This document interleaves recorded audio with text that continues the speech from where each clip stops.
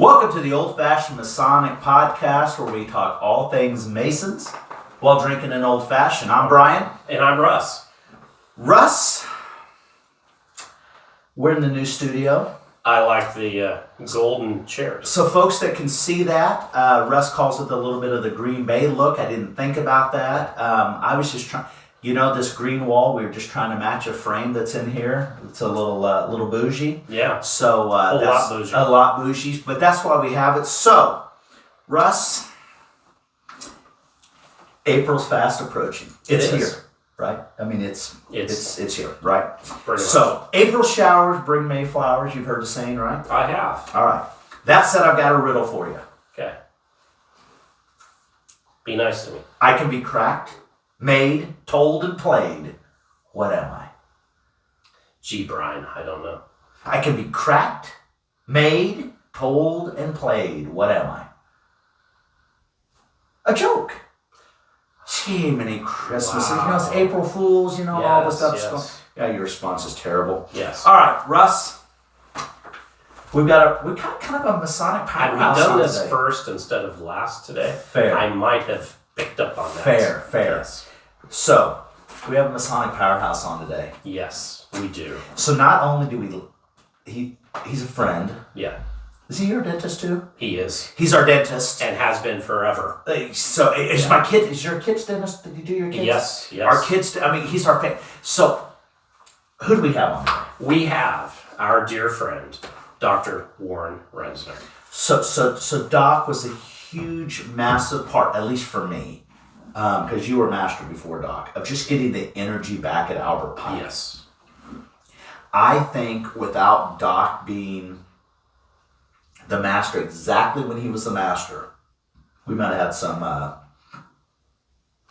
we might have declined. I tried to mold a lot of stuff I did after Doc because his energy was spectacular. Yeah. People want to work for Doc and work with Doc.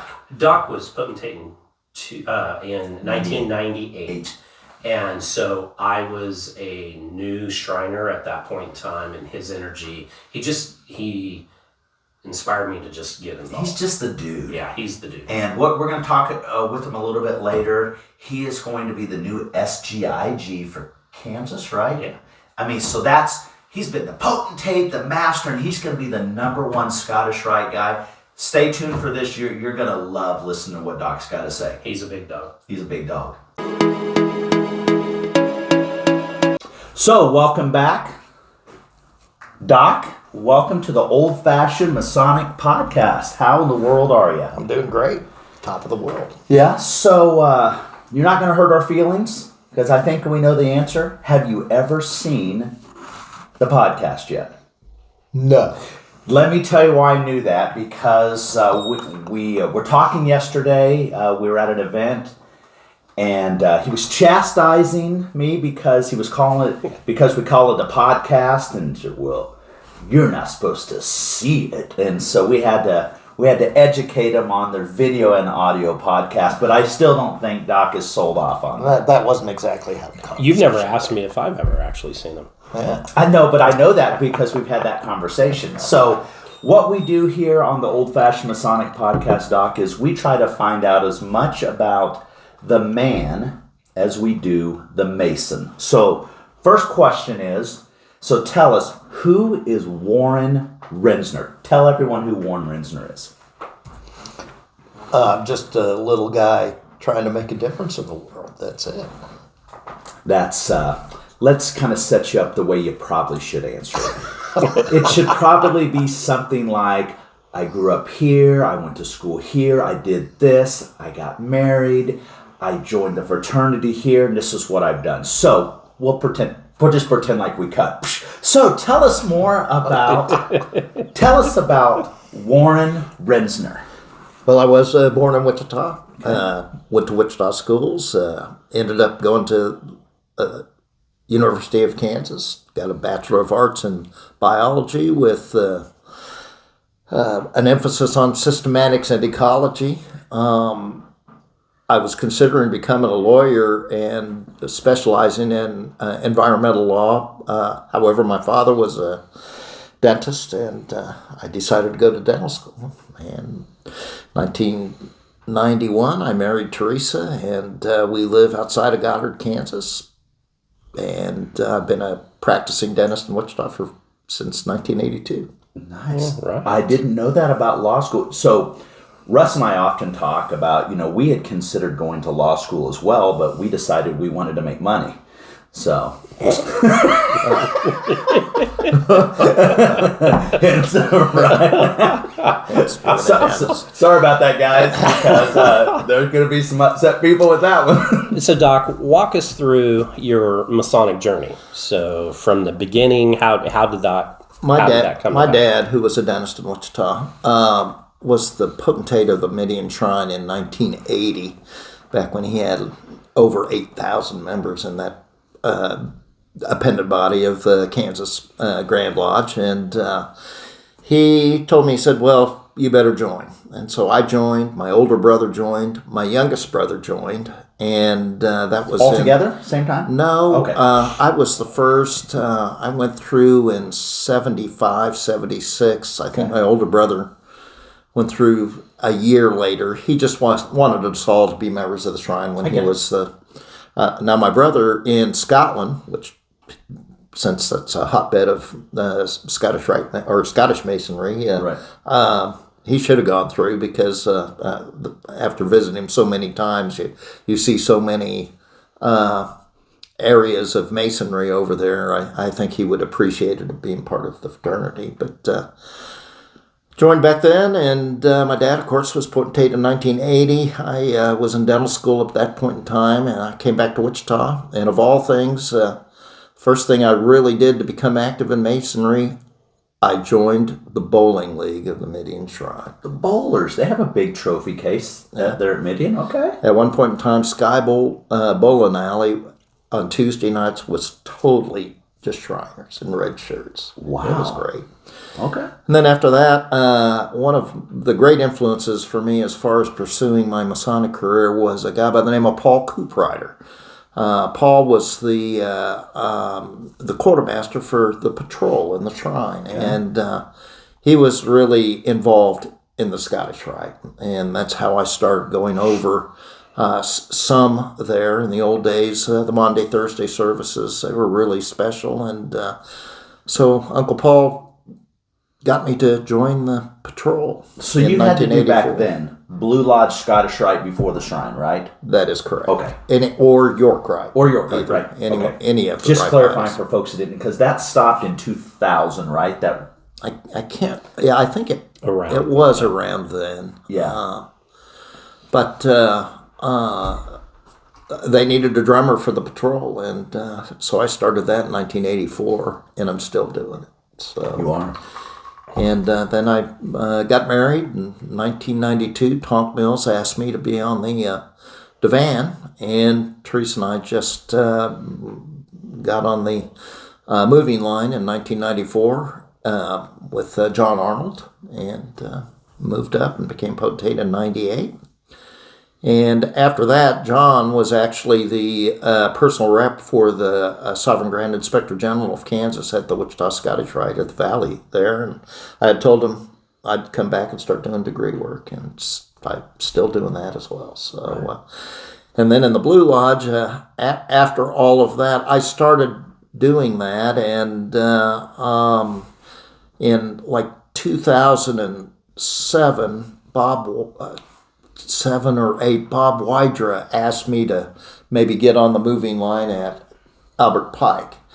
For the first time in my Masonic career, I said, I don't think so. I had just gotten off the Board of Governors at the Shriners Hospitals for Children in St. Louis. That's a 9-year gig to become an emeritus member. And when I told him no, I felt kind of bad about it, but he got Roger Snell, and I was so happy to see him become master of Albert Pike. A couple of years later, I had told our good friend Jim Ralston, I might have made a mistake, and if there's, I want to come back and start doing degree work again, and that was really the impetus for me to come back, and then I became master in 2012, which of all the things I've done in Masonry, I would say that is besides becoming a master mason, the pinnacle of my Masonic career, despite the fact that I'm the deputy now of the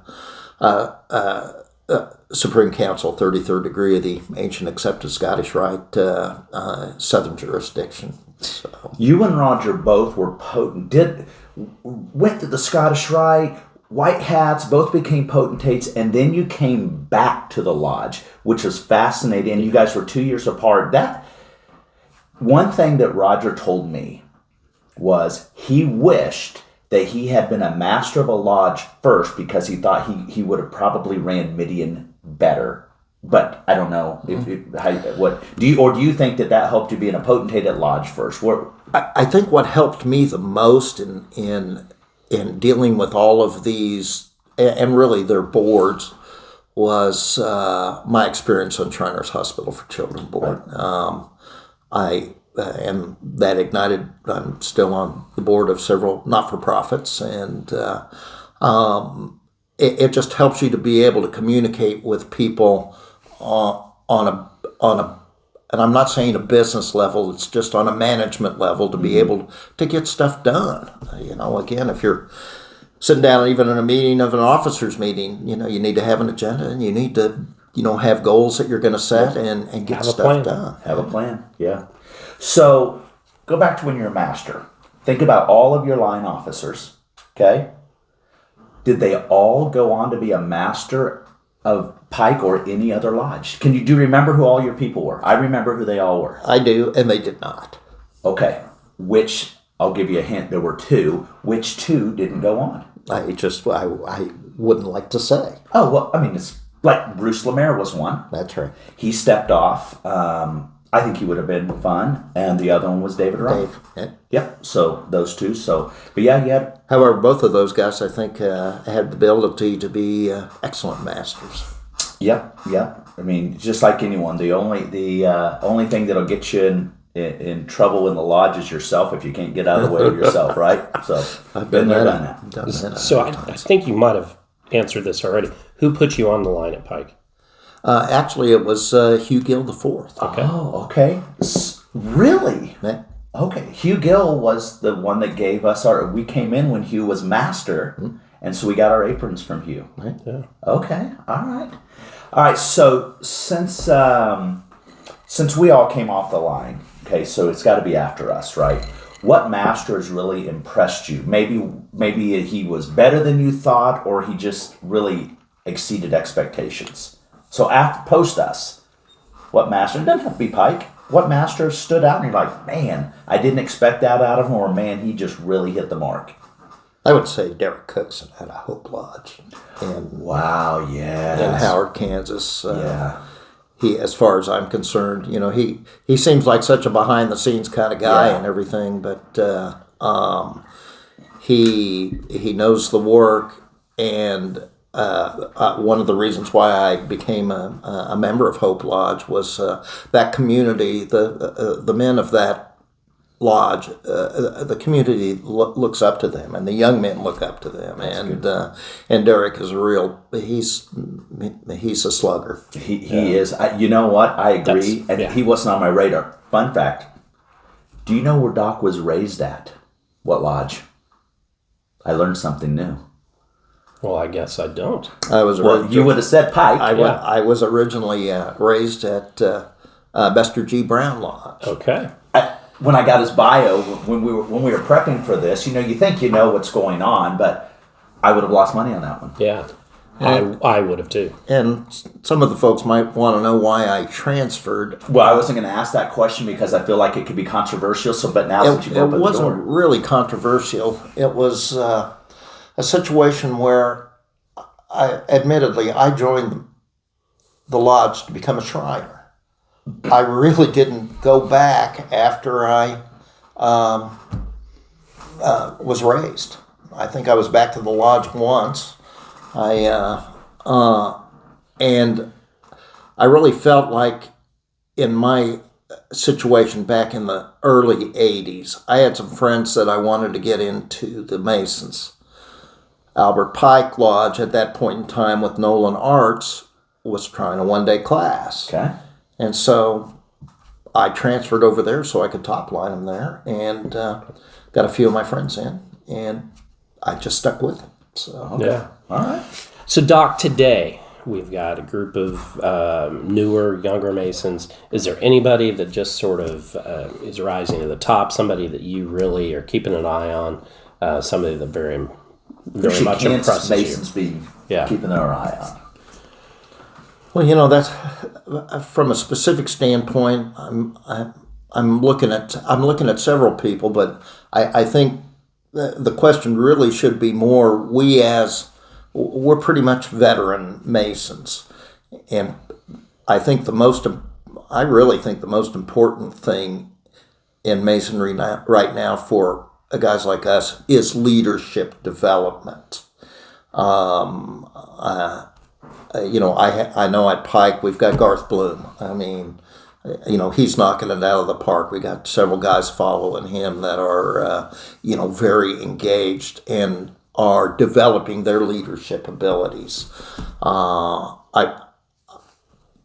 not that close with the shrine now, as far as the whole divan is concerned. The new Oriental Guide. Hallberg. Yeah. He gets mentioned a lot. You guys have talked about. He might as well just become the imperial potentate, from that standpoint. But Doc, watch the podcast. He just tilted his hand. Just roll in on that. Snuck in just a little bit. But we there. have a lot of young guys. We're getting a lot of guys engaged at the Scottish Rite. I'm really looking at, and especially at all of the other valleys in the Scottish Rite. We've got some young guys that are really getting engaged in that appended body, and I think things are looking positive for generating some enthusiasm and excitement. And just like this podcast, what we're utilizing modern techniques to create some enthusiasm. Yeah, I think it's a real positive. So, all right, so go back to 2012. So you were one of the masters that really, as I was working through the chairs, that I said, you know what, Doc you brought this energy and this vibe, and I felt like we had good leaders before, but it just was different, and you were kind of that spark plug. And it kind of done this, and my goal was to come back and spark plug, and just to kind of ebbs and flows. So, but go back to 2012. One thing, if there was only one thing you would do differently as master, what would the one thing be that you would do different? So we don't prep everyone with those questions, folks. So this we really like to get the natural reactions. In all reality, that year, we got Jimmy Craig as the secretary. We did win the best lodge of the year and at the Grand Lodge. We had, I think, 39.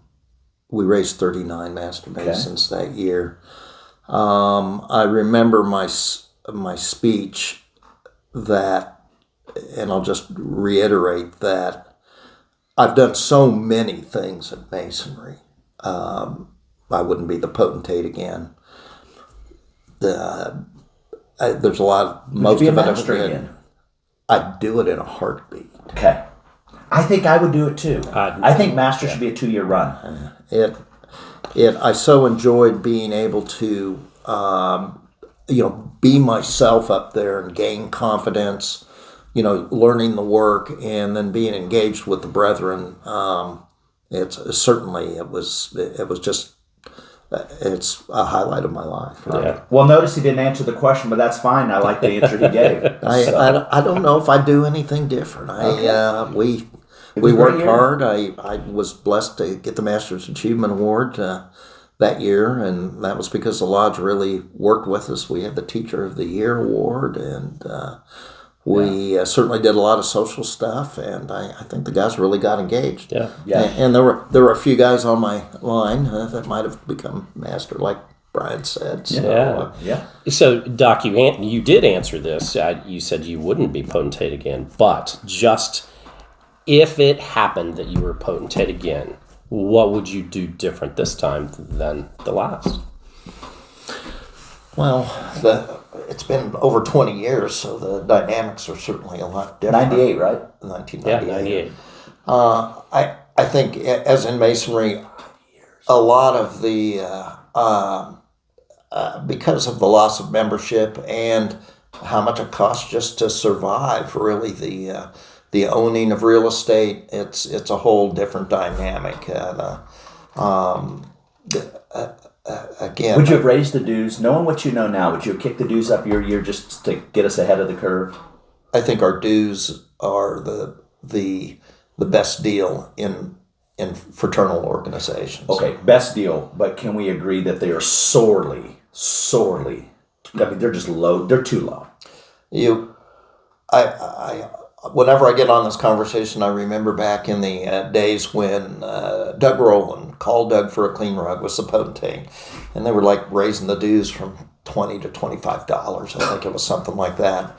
And there was such a backlash that hundreds of people would come every month, and of course spend much more than that on food and in the bar, refreshment and voting it down. And I remember the last month, Doug said, "Please come back next month because what the bar is doing great." And so again, $5 may make a difference, from that standpoint for some people. No, it doesn't. But really for everybody, again, it does cost money to run these organizations. It's a business. I think we forgot as Masonry, we get, especially at the Shrine. Well, the Shrine's a fun place. You forget that it's a business. It's a big business. Right. And without specific, there are some Shrine centers that it's $30,000 a month just to open the doors. Right. But I think also, and you guys probably read the article by Most Worshipful Stoops in the most recent Kansas Mason on kind of the pay-to-play issue. A lot of us, we will buy things and things like that and everything, but I'm in agreement with him. To become a leader in the Masons, we are all on the level. Right. And if you've got capabilities and desire, we're looking to develop you as a leader. Yeah. And he apologized for anybody thinking that actually was something that he would do. I never once thought that was his motivation. Nope. At any point in time. And we're all on the level. We meet on the level, but we do have different incomes. And quite frankly, sometimes we want to move that level down when the level is here. Yeah. And so some people need to rise to it. And not everybody can be a Mason I agree. when they want to. Right. They may have to wait. And here's the thing. I've said this 100 times. Stoops in particular. This guy's not going to be as appreciated as he should be for a few more years. Because it's like being a potentate. You're not as appreciated for the stuff you do that year. It's what that leads to elsewhere. That's my opinion on that. And I think a lot of that work that you do is not appreciated that year. It's 4 or 5 years down the road. I think a lot about that with Bart Ogden. He came in and raised the dues, and people are losing their damn mind.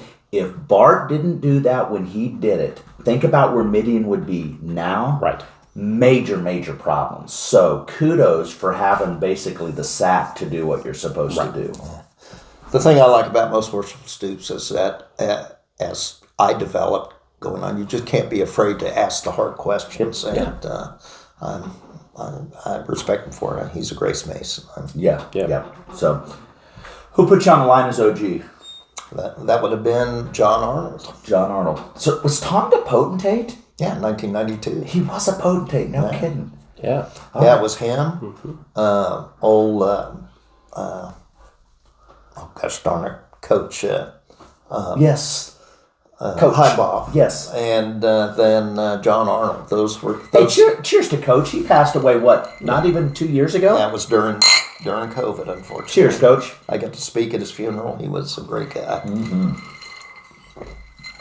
Good to see Tonk last night, 92 years old. Yeah. He just never ceases to amaze me. If it wasn't for his hearing, you would never even think he's 92 years old. Right. Yeah. He is just a clever guy. So I have ties to him from him being back in Medicine Lodge, where I'm from. So, but yes, we always. Right, I remember that. He's a great man. I got to go up in a glider with him one time. Nice. Oh. Yeah, he was at one point in time well known and an Olympic caliber glider. They were considering that as a event in the Olympics. I Interesting. didn't know that. Well, you have been active in so many Masonic organizations, from Blue Lodge, Scottish Rite, Shrine. Which one do you find is easiest to get people involved and active in? To do work, like if you need To some, do work with the three organizations. Well, I think right now it would be the Scottish Rite, because of the office that I'm currently appointed to. I'm the top Scottish Rite Mason in Kansas, and I'm finding that if in this particular organization, because I'm new, I might have a little different personality than Hugh Gill III. I think he did a hell of a job. Yep. But I'm not afraid to ask people for help, and I'm very happy with the way the personal reps are handling their valleys, and we're getting some enthusiasm. And it's not that I'm not trying to do that in the Blue Lodge or the Shrine level, but that's my gig right now. Yeah. So I'm finding that I'm having a lot of people that are wanting to step up to the plate. Well, I think people, you've just got that energy and that pizzazz. People want to work with you. I just go back to Lodge. From my point of view, when you're a master and just everything that was going on, I didn't want to let you down. And so I think that you put off that vibe, and I think that you're going to do well in the new position, because not only are you likable, that's one thing, right? Whatever. But people don't want to let you down, and that's your superpower to me.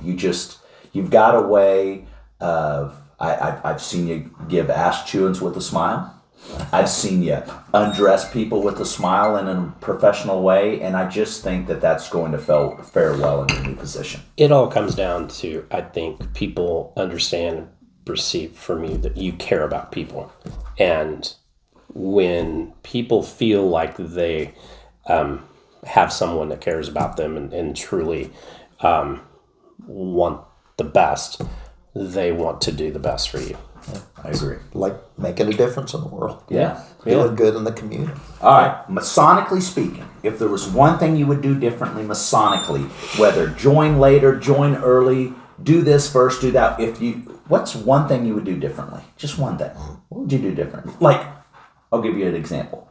I wish I would have joined earlier. How old were you when you joined? 35. But if I would have joined at 18, I'd have been just a turd. You'd have been a mess. Yeah, I'd have been a turd. Because I was focused on something different. You might not be a Mason today had you joined. Exactly. I joined when I was supposed to. I was 21. Right. Probably what I would do differently is, again, I'm a member of a lot of things. I joined the York Rite back in 85. I really haven't done anything in those bodies. And my plate got a little full, and I'm, with Most Worshipful Rob. He was the head guy, this last year. There's a little overlap, and Bill Leonard's going to be the head guy coming up. Bill Leonard is? No kidding. Okay. He's my personal rep up in Northeast Kansas. I just haven't really lent that enthusiasm to the York Rite just from a time standpoint. Yeah. And I regret being, a member. Well, added up, it's over 30 years. Yeah. And I really haven't done anything except pay my dues. Yeah. I just, fair. I hardly try to just be a member of something that I just give them money and I don't do anything. Yeah. Note to ourselves, Bill, we need to get Bill on here because he would be a hoot of a good time. Bill Leonard's a great guy. Yeah. We'll get a phone book in here and we'll get him set up and ready. Yeah, Bill's great. I did a couple of Grand Lodge appointments with him. Yeah, great. So for the most important part of the day, most important question of the podcast, Doc. So One thing has to go. I'm going to give you 4 things, and one thing has to go forever is never invented. All right. Braces. Right there. Braces, dentures, I know that's a retainer, Invisalign, or Implants. implanted teeth. One of those has to go forever. What is it and why? I think our answer is easy. Can't be the dentures, because if you could just make implants a little bit more affordable, people wouldn't have to go around with just dentures anymore. Oh, I went different. I said of braces, dentures, Invisalign, and implants, I'd get rid of the Invisalign because the braces can do everything and more than Invisalign can do, in my opinion. Or am I wrong? that was after we debated. No, I know. You changed my mind. You changed my mind. I'm happy you guys are so well learned on Yes. dental Yes. knowledge. So are we flawed on that logic? You are flawed on that logic. We are. So Invisalign could move the most crooked teeth. The worst of the crooked teeth. No. Invisalign, as well as all of the tray type of orthodontic systems, it has its place. If it's not so bad, then you don't have to wear the brackets and things like that, and you can take them in and out. They're pretty much a very people don't know that you're doing them and things like that. Right. Biggest problem is it's not good for all the cases, and then especially with teenagers, compliance. You know, you got the retainers right there. Right. The retainers, we see it every day of cases that have relapsed. And then we just put them in trays like Invisalign. And So what The Old percent- Fashion Masonic Podcast brought to you by Invisalign. Yes. I don't get any kickback from them. Well, hell, send it our way if he's not taking it. But it's a wonderful system and everything. Dentures, some people can really work with them, but most of the time I tell my patients you only have maybe 15% of the chewing efficiency when they're, because You they chew with move them around. with Invisalign? No, I'm talking about dentures. Okay, gotcha. Oh. Yeah, fair. So, quick question. This is just a random thought, but what's the percent of parents that have had kids with retainers have had to dig through trash to get them back? 100 in my household. Yes. 100%. What's also the percentage of their kids after 2 years don't wear them and then their teeth move again and they want us to buy another set of braces? 100% in my household. Yes. So Doc's smiling. He's like, well, send them back my way. I can certainly assist. Another reason why I'm not a lawyer. So, hey, that's it for the Old Fashioned Masonic Podcast. Doc, thank you. Thank you Thanks, for coming on. Thanks, everybody. Cheers.